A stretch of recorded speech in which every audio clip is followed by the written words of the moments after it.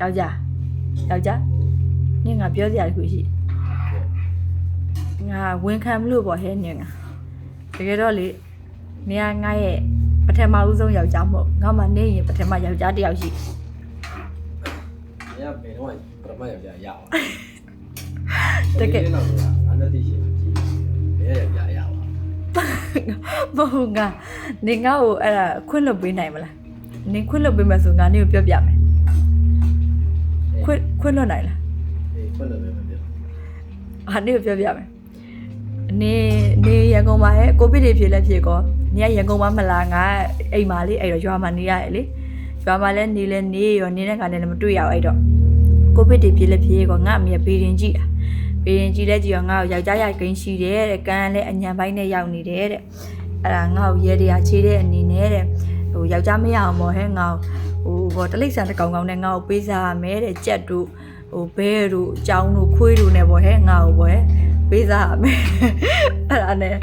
အမေကတခါတည်းငါ့ကို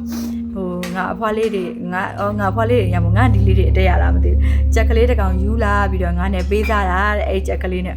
အမေကဘွဲငါ့ကိုကြက်ဖာလေးနဲ့မင်္ဂလာငါတခါနေကြက်ဖာလေးနဲ့ငါပုံတင်သေးရဲ့လေနေမှတ်မိလားကြက်ဖာလေးတကောင်ပိုက်ပြီးတော့လေအေး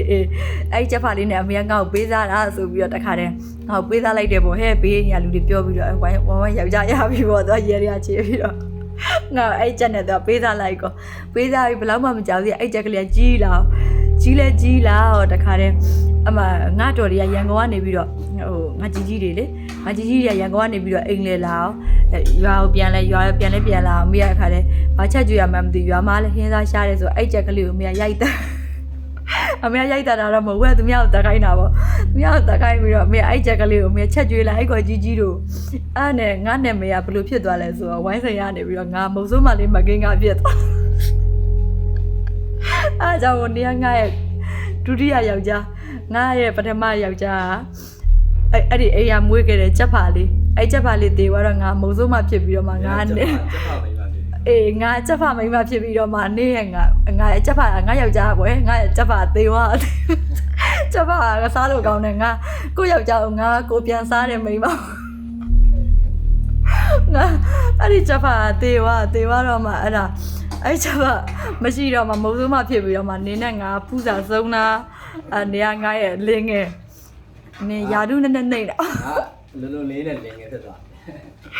ငါနေဝေခံတာပါနေကိုနေတော်ပဲအခုလဲချက်တာတက်တာအေး